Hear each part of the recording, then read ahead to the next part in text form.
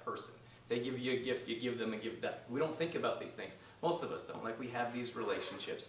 And when it comes to business, we need to reciprocate. So if it's always one-sided, it's not going to work out. So we got a chance to work with Health Street, for example. That was one of, like, Rick's awesome. I met Rick very early on. Most people know who he is, great reputation. And people still know us from Health Street because we were able to work with them. We went in there and we did workshops together. We did presentations. And we were able to grow our audience. And then when we got bigger, we helped them grow their audience. It was very similar with Shirley's Greenhouse. Most of you guys know Shirley. Sorry.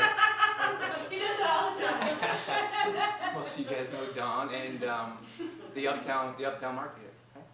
They have local. We like to support local, and that's another way. Like, we help support them, they help support us, and we help each other's audiences grow. And that's so important. Like, here, you guys have the opportunity. Another reason why I created that group, you can do research about one another. You can reach out. You can say, "Hey, nice to meet you."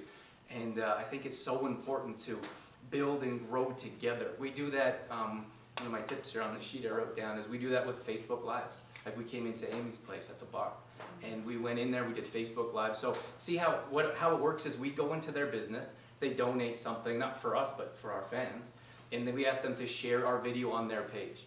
So now our audience gets to see their place of business, and because they've shared our video and are giving something away to our audience gets a chance to see what they're about, and their audience gets a chance to see what we're about. It's a great way, and it's a great way to work together and grow each other's audience.